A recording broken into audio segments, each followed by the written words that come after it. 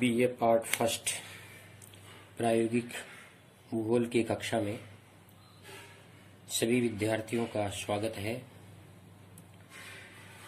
प्रायोगिक कक्षा में सांख्यिकी विधियां प्रारंभ करवाई गई थी।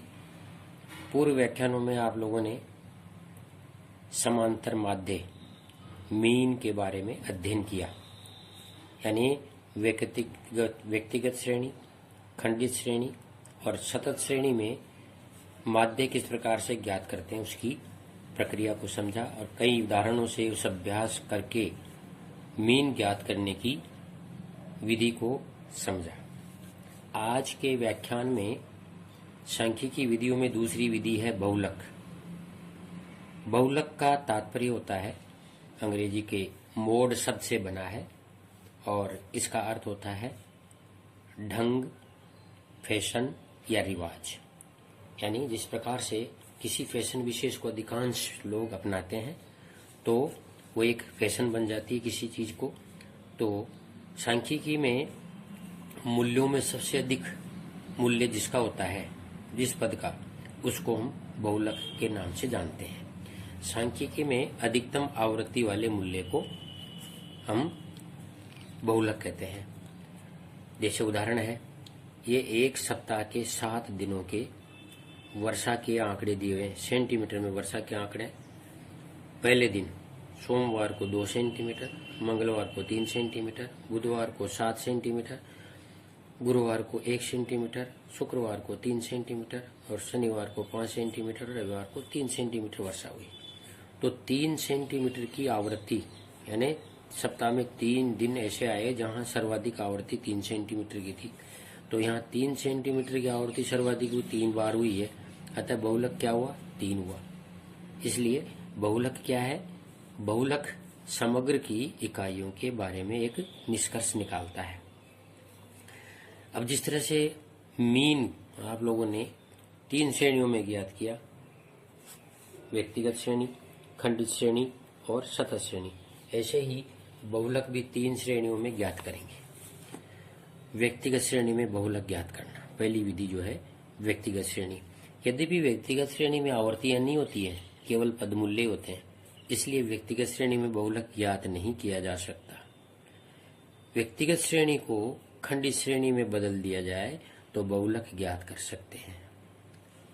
यानी जैसे अब इसको खंडित श्रेणी में बदल दिया जाए, इस श्रेणी को, ये तो है सप्ताह के नाम। अब इधर अपन कर दें वर्षा सेंटीमीटर में 2, 4, 6, 8 और इधर कर दें वर्षा के दिन, यानी आवृत्तियां, ये F और ये X। तो 2 सेंटीमीटर वर्षा के दिन कितने हैं? 1, 2, ये 2 दिन। 2 से यानी 4 सेंटीमीटर तक 1, 2, 3, 3। 6 सेंटीमीटर तक 1 और 8 सेंटीमीटर तक 1। 5 और 2 7 दिन की ये खंडित श्रेणी बन गई। अब इसमें सबसे ज्यादा आवर्तियां कौन सी है? ये है 4 सेंटीमीटर तक वर्षा 3 दिन हुई। तो ये खंडित श्रेणी में बदल कर इस तरह से हम बहुलक ज्ञात कर सकते हैं। परंतु व्यक्तिगत श्रेणी में हम बहुलक ज्ञात नहीं कर सकते हैं, तो उसको खंडित और सतत में बदलकर बहुलक ज्ञात किया जा सकता है। बहुलक ज्ञात करने की 2 विधियां हैं। एक है निरीक्षण के द्वारा, यानी जैसे उक्त उदाहरण में हम निरीक्षण करके देखा कि सर्वाधिक आवृत्तियां कितनी है? 3। कौन से पद में? दूसरे पद में, यानी 4 सेंटीमीटर। तो निरीक्षण से मालूम कर लिया कि सबसे अधिक आवृत्तियां 3 किस पद में है, वही बहुलक कहलाएगा।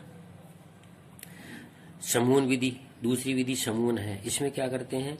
आवृत्तियों के 2-2 के समूह बनाकर उनकी मूल्यों को जोड़कर कॉलम बनाते हैं। फिर दूसरा कॉलम 3-3 मूल्यों को जोड़कर बनाते हैं और ऐसे समूह बनाकर और समूह के आधार पर जो टेलीमार्क से ज्ञात करते हैं, उसमें सबसे ज्यादा आवर्तियां जिस पद मूल्य में आती है वही बहुलक कहलाता है। तो हम दूसरी जो श्रेणी है खंडित श्रेणी, उसमें बहुलक ज्ञात करना सीखते हैं। खंडित श्रेणी में बहुलक ज्ञात करना। अब इसमें ये उदाहरण है, ये दिए हुए हैं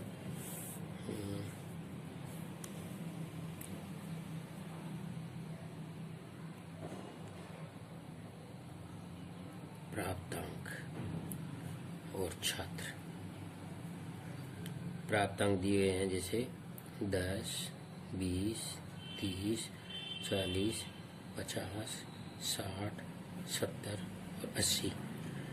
ये आवर्तियाँ 2, 4, 3, 7, 10, 7, 3, 7 ये छात्र हैं। अब एक विधि, ये जो उदाहरण दिया हुआ है इसमें ये 10 अंक प्राप्त करने वाले 2 छात्र हैं, 20 अंक प्राप्त करने वाले 4 छात्र हैं, 30 अंक प्राप्त करने वाले 3 छात्र हैं, 40 अंक प्राप्त करने वाले 7 छात्र हैं, 50 अंक प्राप्त करने वाले 10 छात्र हैं, 60 अंक प्राप्त करने वाले 7 छात्र हैं, 70 अंक प्राप्त करने वाले 3 छात्र हैं और 80 अंक प्राप्त करने वाले 7 छात्र हैं। अब निरीक्षण विधि से ज्ञात करें तो निरीक्षण विधि से सबसे अधिक जो आवर्तियां किसमें हैं, सबसे अधिक आवर्तियां 10 किसमें है, ये 50 के प्राप्त है, यानी 50 अंक सबसे ज्यादा 10 छात्रों के हैं। तो यहाँ निरीक्षण विधि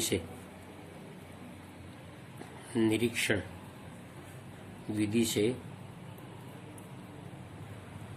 बहुलक क्या हुआ, बहुलक हुआ 50, क्योंकि निरीक्षण कर लिया सबसे अधिक आवर्ती यानी सबसे अधिक छात्र किसमें है, 50 के पद मूल्य में है 10, इसलिए यहाँ बहुलक हो गया 50। परंतु अब इसी उदाहरण को हम दूसरे कॉलम से देखते हैं, यानी हम इसको समूहन विधि से देखते हैं। तो समूहन विधि को हम इस तरह से कॉलम बना लेंगे, इस तरह से हम कॉलम खींचकर और इसमें समूहन विधि से करेंगे। तो पहले रो में ये समूह बनाएंगे 2-2 के, देखिए इधर 2-2 के समूह बनाएंगे, 4 और 2 को जोड़ेंगे 6, ये 3 और 7 को जोड़ेंगे 10, 10 और 7 को जोड़ेंगे 17, 3 और 7 को जोड़ेंगे 10। फिर दूसरे कॉलम में पहली संख्या को छोड़कर जोड़ेंगे, पहली संख्या को छोड़ देंगे 2 को, 4 और 3 7, ये 4 और 3 7, 7 और 10 17, ये 7 और 10 17, फिर 7 और 3 10, ये 7 और 3 10। अब एक संख्या रह गई, जुड़ेगी नहीं। तीसरे कॉलम में 3 संख्याओं को जोड़ेंगे, यानी ये 3 संख्या 2 4 3, तो 2 और 4 6 और 3 9, 7 और 10 17 और 7 24, ये 24। और इसके बाद संख्याएं 2 ही रह जाती हैं, 3 और 7। पहले 3 जोड़ ली, फिर अगली 3 जोड़ ली, इसके बाद 2 रह जाती, कॉलम ही नहीं बनता। फिर अगले में ये सेकंड कॉलम हो गया, ये थर्ड हो गया और ये फोर्थ। इसमें एक संख्या को छोड़कर और 3 जोड़ेंगे, 4 और 3 7 और 7 14, ये 14।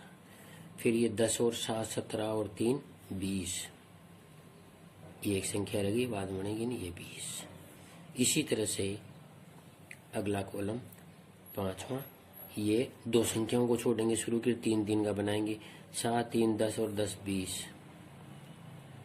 ये 20, 7 3 10 और 10 20 और 7 3 10 और 7 17, ये बस अधिकतम 5 कॉलम बनते हैं। इन 5 कॉलम के बाद हम अब देखेंगे टेली मार्क्स से इनका मूल्यांकन करेंगे। पहले सबसे अधिक आवर्तियां 50 के पद में, इधर भी लिख लो ताकि सुविधा रहे, 10 20 30 40 50 60 70 और 80। तो पहले सबसे अधिक आवर्तियां हैं 50 के कॉलम में 10, तो ये एक टेली मार्क्स लगाएंगे, ये 10। फिर इसके बाद में सबसे अधिक आवर्तियां हैं 17, ये कौन से में 17, 50 और 60 में, ये 50 और ये 60। फिर सबसे अधिक आवर्तियां 17, 40 और 50 में, 40 और ये 50। फिर सबसे अधिक आवर्तियां हैं 24, 24 किसका योग है, ये है 40 50 60 का, ये 40 50 और ये 60। फिर सबसे अधिक आवर्तियां इसमें है 20, ये 20 किसका है, ये है 50 60 70, ये 50 60 और ये 70। फिर इसमें सबसे अधिक आवर्तियां हैं 20, ये है 30 40 50, 30 40 और ये 50। अब यहाँ सबसे अधिक आवर्तियां किस में आई, 6 50 में। यहाँ सर्वाधिक आवर्तियों का योग आवर्तियों का योग 6 50 के पद मूल्य में आया। अतः बहुलक, इसका निशान जेड है, बहुलक बराबर हुआ 50। इस तरह से हम बहुलक ज्ञात कर सकते हैं। एक उदाहरण बोल लेते हैं।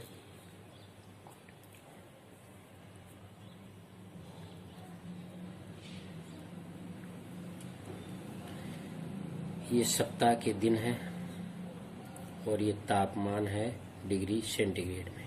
1 2 3 4 5 6 और ये 7। ये 7 दिन के सप्ताह के हैं। तापमान है 13 14 15 12 10 6 3। अब इसको निरीक्षण से देखें हम, तो निरीक्षण से तो सबसे अधिक आवर्तियां 15 किसमें? 3 के पद में, तीसरे दिन। तो इसमें जो है ये दिख रहे हैं। अब इसको, क्योंकि ये कौन सी श्रेणी है? व्यक्तिगत श्रेणी है, तो हम इसको खंडी श्रेणी में बदलेंगे। तो खंडी श्रेणी में बदलने के लिए क्या करें? ये तो तापमान हो गया और ये आप इसको वर्षा कर दो। ये वर्षा सेंटीमीटर। तो तापमान और वर्षा 10 20 30 40 50 60 और 70। अब हम निरीक्षण से करें तो क्या होगा? यहाँ निरीक्षण से तो सबसे अधिक 30 सेंटीमीटर ही आई, सबसे अधिक 15 आवर्तियां किसमें? 30 सेंटीमीटर। अब इसको ग्रुप बनाएंगे तो 13 और 14 27, 15 और 12 27, 10 और 6 16। ये हो गया पहला कॉलम।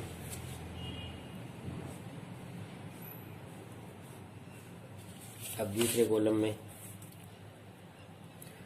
एक संख्या छोड़कर दो का कॉलम बनाएंगे। 14 15 29, 12 और 10 22 और 6 और 3 9। तीसरे कॉलम में 3 3 के बनाएंगे। 13 14 27 और 15 42, 12 और 10 22 और 6 28। फिर एक संख्या छोड़ेंगे। 14 15 29 और 12 41 और 10 6 और 3 16 और 3 19। फिर दो संख्याओं को छोड़ेंगे तो 15 12 27 और 10 37। अब इसमें बन ही नहीं रहा, इसलिए इसमें ये कॉलम नहीं बनेगा। संख्याएं कम होने के कारण दो संख्या छोड़ने के बाद ये दो संख्याएं छोड़ दें तो इसके बाद क्या बचता है? एक ही बनता है ग्रुप, दूसरा बनता ही नहीं, इसलिए तुलना होगी नहीं। अब यहाँ टेली मार्क्स लगा दें तो ये 10 20 30 40 50 60 और ये 70। अब सबसे अधिक आवर्तियां पहले 30 में है, एक निशान 30 में लगाया। फिर इसमें सबसे अधिक आवर्तियां 27 27 दोनों में ही है, तो ये 10 20 30 40 तक, ये 27 27 दोनों में, इससे 40 तक एक निशान आ गया। दूसरे कॉलम में 29 सबसे ज्यादा है, 20 और 30 की, ये 20 और 30 की। तीसरे कॉलम में 42 सबसे ज्यादा है, तो ये 10 20 और ये 30। फिर चौथे कॉलम में 41 सबसे ज्यादा है, तो 20 30 40, ये 20 ये 30 और ये 40। सबसे अधिक आवर्तियां किस में आई? 5 30 में। यहाँ समूहन विधि से भी सर्वाधिक आवर्तियों का योग